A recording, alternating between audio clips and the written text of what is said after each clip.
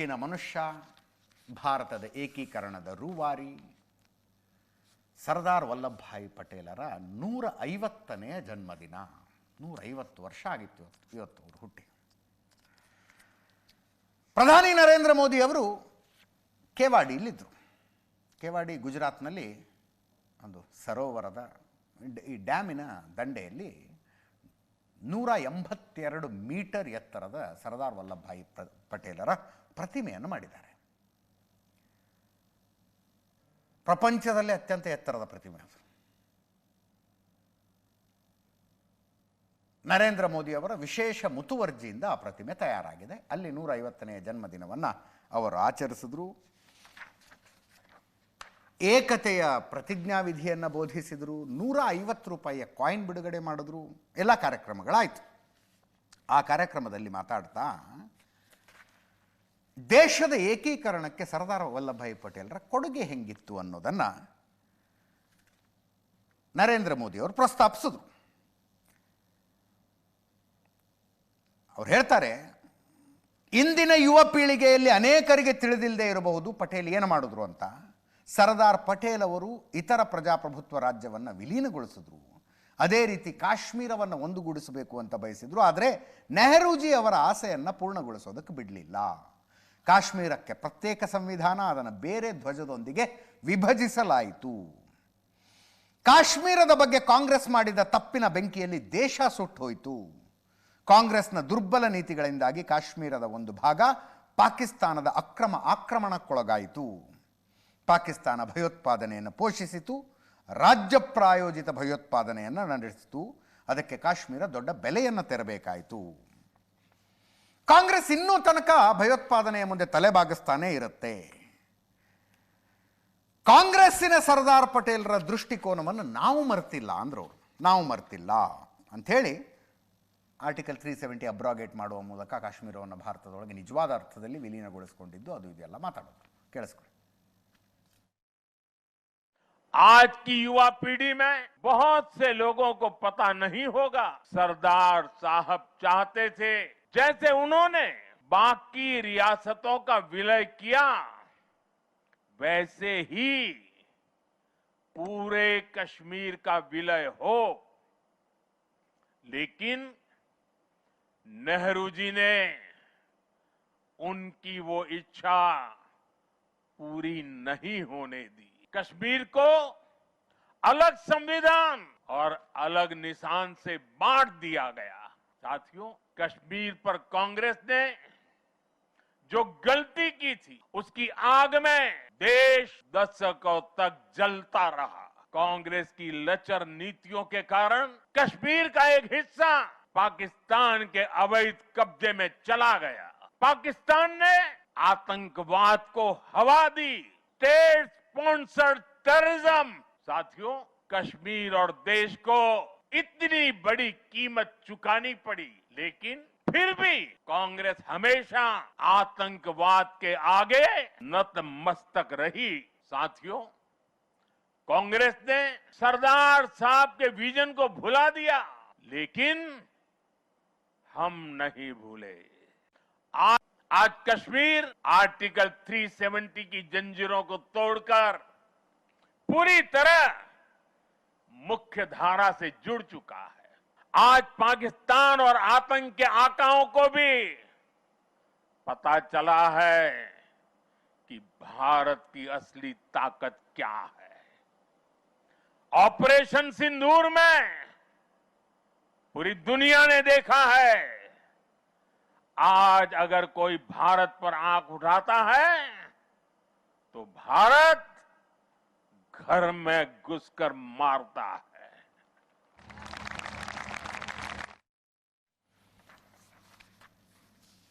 ಪಟೇಲರ 150ನೇ ಜನ್ಮದಿನ 2014 ನರೇಂದ್ರ ಮೋದಿ ಅವರು ಪ್ರಧಾನಿಯಾದ ನಂತರ ಅದನ್ನು ಏಕತಾ ದಿನವನ್ನಾಗಿ ಆಚರಿಸಬೇಕು ಅಂತ ಮಾಡಿದ್ರು. ಇವತ್ತು ಸರ್ದಾರ್ ವಲ್ಲಭಭಾಯಿ ಪಟೇಲರ ಕುಟುಂಬಸ್ಥರನ್ನು ಭೇಟಿಯಾದರು. ಏಕತಾ ದಿನವನ್ನಾಗಿ ಆಚರಿಸಬೇಕು ಅಂದರೆ ಎಲ್ಲರೂ ಆಚರಿಸಬೇಕು ಅಂತ ಅರ್ಥ. ಅದನ್ನು ಇದೇ ಸಂದರ್ಭದಲ್ಲಿ ಉತ್ತರ ಪ್ರದೇಶದ ಮಾಜಿ ಮುಖ್ಯಮಂತ್ರಿ ಅಖಿಲೇಶ್ ಯಾದವ್ ಅವರು ಮಾತಾಡಿದ್ರು. ಅವರು ಬೇರೆ ಒಂದು ಲಾಜಿಕ್ ಇಡ್ತಾರೆ. ಸರ್ದಾರ್ ಪಟೇಲ್ ದೇಶಕ್ಕೆ ದೊಡ್ಡ ಕೊಡುಗೆ ಕೊಟ್ಟಿದ್ದಾರೆ. ದೇಶವನ್ನು ಒಗ್ಗೂಡಿಸಿದ್ರು, ಪ್ರಜಾಪ್ರಭುತ್ವವನ್ನು ರಾಜಪ್ರಭುತ್ವದ ರಾಜ್ಯಗಳನ್ನು ರದ್ದುಗೊಳಿಸಿದ್ರು, ರೈತರ ಪರವಾಗಿ ನಿಲ್ಲಬೇಕು ಅಂದರು. ಪಟೇಲರ ಕೊಡುಗೆ ಕೊಟ್ಟದ್ದನ್ನು ನಾವು ಯಾವತ್ತೂ ಮರೆಯೋದಕ್ಕಾಗೋದಿಲ್ಲ. ಭಾರತೀಯ ಜನತಾ ಪಕ್ಷ BJP ನೆನಪಿನಲ್ಲಿಟ್ಟುಕೊಳ್ಳಬೇಕಾದದ್ದು ತಮ್ಮ ಮಾತೃಪಕ್ಷವಾದ ಆ ಸಂಘಟನೆಯನ್ನು ಸರ್ದಾರ್ ಪಟೇಲ್ ನಿಷೇಧಿಸಿದ್ರು, RSS ನಿಷೇಧ ಮಾಡಿದ್ರು ಅವರು ಅಂತ. ಇವತ್ತು ಸರ್ದಾರ್ ಪಟೇಲ್ ಅವರ ಅವಶ್ಯಕತೆ ಇದೆ. ಅಂದರೆ ಇವತ್ತು ಈಗ ನಿಷೇಧ ಆಗ್ಬೇಕು RSS ಅಂತ. ದೇಶದಲ್ಲಿ ಈ ಸಿದ್ಧಾಂತವನ್ನು ಮತ್ತೆ ನಿಷೇಧಿಸಬೇಕು ಅಂದರು. ಅಖಿಲೇಶ್ ಯಾದವ್ ಹಿಂಗೆ ಹೇಳ್ತಾರೆ, ನೀವೇನಂತೀರಿ ಅನ್ನುವ ಪ್ರಶ್ನೆಯನ್ನು ಪತ್ರಕರ್ತರು ಮಲ್ಲಿಕಾರ್ಜುನ ಖರ್ಗೆ ಅವ್ರಿಗೆ ಕೇಳಿದ್ರು. ಮಲ್ಲಿಕಾರ್ಜುನ ಖರ್ಗೆ ಅವರು ಸಹಜವಾಗಿ ಕರೆಕ್ಟ್ ಅಖಿಲೇಶ್ ಯಾದವ್ ಹೇಳಿದ್ದು ಅಂತ. ಒಂದು ಮೈತ್ರಿಕೂಟದ ಸದಸ್ಯರು, ಇನ್ನೊಂದು RSS ವಿರೋಧದ ವಿಷಯದಲ್ಲಿ ಒಂದೇ they are in same page. ಅವ್ರು ಹೇಳ್ತಾರೆ, ನರೇಂದ್ರ ಮೋದಿ ಅವರಿಗೆ ನಿಜವಾಗಿಯೂ ಸರ್ದಾರ್ ಪಟೇಲರ ಮೇಲೆ ಗೌರವ ಇದ್ದರೆ ಅವರೇ RSS ನಿಷೇಧ ಮಾಡಲಿ ಅಂತ ಮಲ್ಲಿಕಾರ್ಜುನ ಖರ್ಗೆ ಅವರು ಹೇಳೋದು. ಕೇಳಿಸ್ಕೊಳ್ಳಿ. सरदार पटेल जी का बहुत बड़ा योगदान रहा है। जिस तरह आज हम आचार्य नरेंद्र देव जी को याद कर रहे हैं, सरदार पटेल जी का भी बहुत बड़ा योगदान रहा है। जहां देश को एकजुट किया, रियासतों को खत्म किया, देश हमारा कैसे मजबूत दिखाई दिया और लोह पुरुष किसान के लिए खड़े रहना, इसीलिए सरदार पटेल की उपाधि मिलना, उनके योगदान को हम कभी भुला नहीं सकते।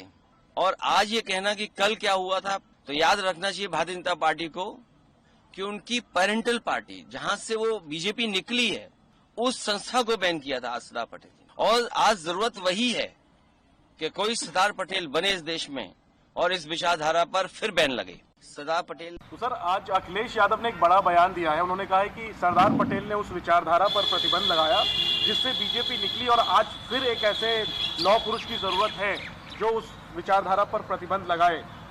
इस पर आप क्या कहेंगे? क्या RSS पर प्रतिबंध लगाना चाहिए, लगाया जाना चाहिए एक बार फिर से? अब मेरा वैयक्तिक विचार है और मैं खुल के बोलूंगा, लगाना चाहिए। क्योंकि ये वल्लभ भाई पटेल जो चीजें हमारे सामने रखी है, अगर उसको मर्यादा प्रधानमंत्री देते हैं, शाह देते हैं, तो इसको होना चाहिए। क्योंकि आज देश में जो कुछ गड़बड़ियां हो रही है और देश में जो कुछ लॉ एंड ऑर्डर का प्रॉब्लम भी क्रिएट हो रहा है, ये सब बीजेपी और RSS की वजह से। तो सर, ಪಟೇಲರಿದ್ದಾಗ ಪಟೇಲರು ಉಪಪ್ರಧಾನಿ ಮತ್ತು ಗೃಹ ಸಚಿವರು, ಈ ದೇಶದ ಗೃಹ ಸಚಿವರಾಗಿದ್ದ ಸಂದರ್ಭದಲ್ಲಿ RSS ನಿಷೇಧ ಆಗಿತ್ತು, ನಿಷೇಧ ಮಾಡಿದರು. RSS ತನ್ನ ಇತಿಹಾಸದಲ್ಲಿ ಇನ್ನೂ ತನಕ 3 ಸಲ ನಿಷೇಧಕ್ಕೊಳಪಟ್ಟಿದೆ. ಮೊದಲನೆಯ ಸಲ ಮಹಾತ್ಮ ಗಾಂಧಿ ಕೊಲೆಯಾದಾಗ ಕೇಂದ್ರ ಗೃಹ ಸಚಿವರಾಗಿ ಸ್ವತಃ ಸರ್ದಾರ್ ವಲ್ಲಭಭಾಯಿ ಪಟೇಲರಿದ್ದರು, ನಿಷೇಧ ಮಾಡಿದ್ರು. ಆಮೇಲೆ ವಲ್ಲಭಭಾಯಿ ಪಟೇಲರ ಕಾಲದಲ್ಲಿ ಆ ನಿಷೇಧವನ್ನು ವಾಪಸ್ ತೆಗೆಯಲಾಯಿತು. ಪ್ರಧಾನಿಯಾಗಿ ಜವಾಹರ್ಲಾಲ್ ನೆಹರು ಇದ್ದರು. ಅಂದರೆ ಏಳು ಬೀಳುಗಳನ್ನು ಹೆಂಗೆ ಕಂಡಿದೆ ಅನ್ನೋದಕ್ಕೆ ಇದೊಂದು ಉದಾಹರಣೆ ಅಂತ. ಪಂಡಿತ್ ಜವಾಹರ್ಲಾಲ್ ನೆಹರು ಅವರಿಗೆ ಸರ್ದಾರ್ ವಲ್ಲಭಭಾಯಿ ಪಟೇಲರೇ ಪತ್ರ ಬರೆದ್ರು, ಏನು ಕಾಣಿಸ್ತಾ ಇಲ್ಲ ಕೈವಾಡ ಇದರಲ್ಲಿ ಅಂತ. ಅದಾದ ಮೇಲೆ 1963ರ ಸುದ್ದಿ ನೋಡ್ತಾ ಇದ್ದೆ. 1962ರಲ್ಲಿ ಚೀನಾ ಭಾರತದ ಮೇಲೆ ಆಕ್ರಮಣ ಮಾಡಿತು. ಆ ಯುದ್ಧದಲ್ಲಿ ಭಾರತೀಯ ಸೇನೆಗೆ RSS ಕೊಟ್ಟಂಥ ಸಹಕಾರವನ್ನು ಸ್ಮರಿಸ್ತಾ ಪಂಡಿತ್ ಜವಾಹರ್ಲಾಲ್ ನೆಹರು ಅವರು ರಿಪಬ್ಲಿಕ್ ಡೇ ಪರೇಡ್ನಲ್ಲಿ RSSಗೆ ಪಥಸಂಚಲನ ಮಾಡೋದಕ್ಕೆ ಅವಕಾಶ ಮಾಡಿಕೊಡ್ತಾರೆ, ಪಥಸಂಚಲನಕ್ಕೆ ಆಹ್ವಾನಿಸ್ತಾರೆ. ನೆಹರು ಅವರು ತೀರ್ಕೊಂಡ್ರು, ಲಾಲ್ ಬಹದ್ದೂರ್ ಶಾಸ್ತ್ರಿ ಅವರು ಪ್ರಧಾನಿಯಾದರು.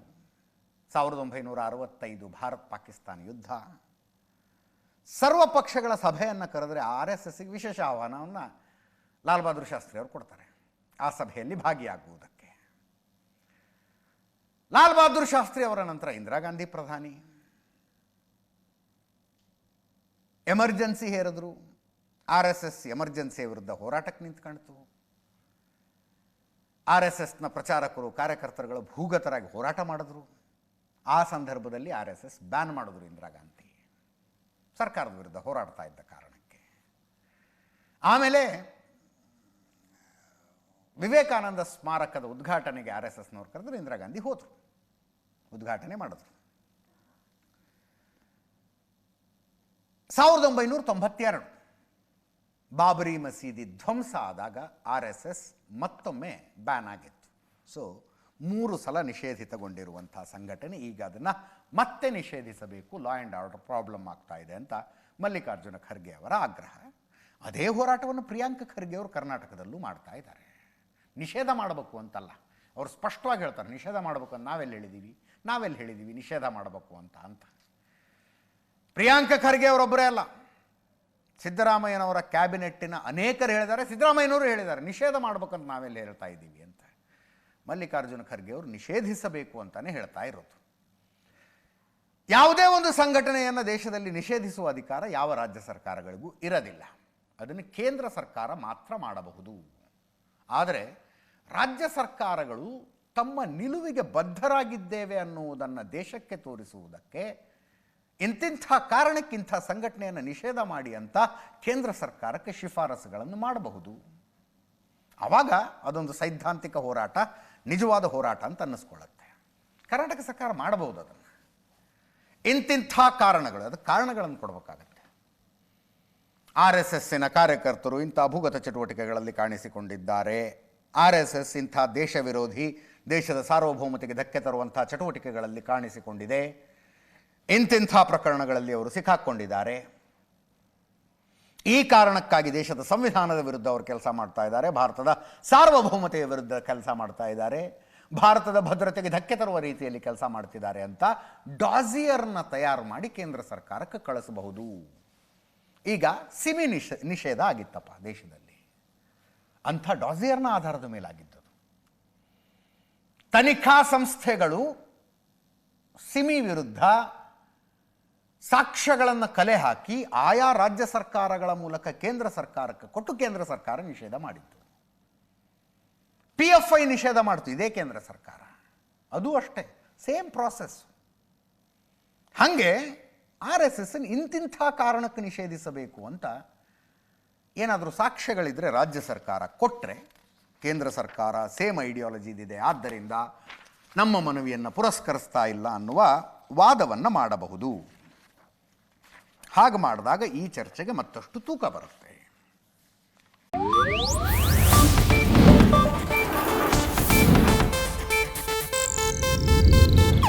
ಇದು ಏಷ್ಯಾನೆಟ್ ನ್ಯೂಸ್ ನೆಟ್ವರ್ಕ್ ಪ್ರಸ್ತುತಿ.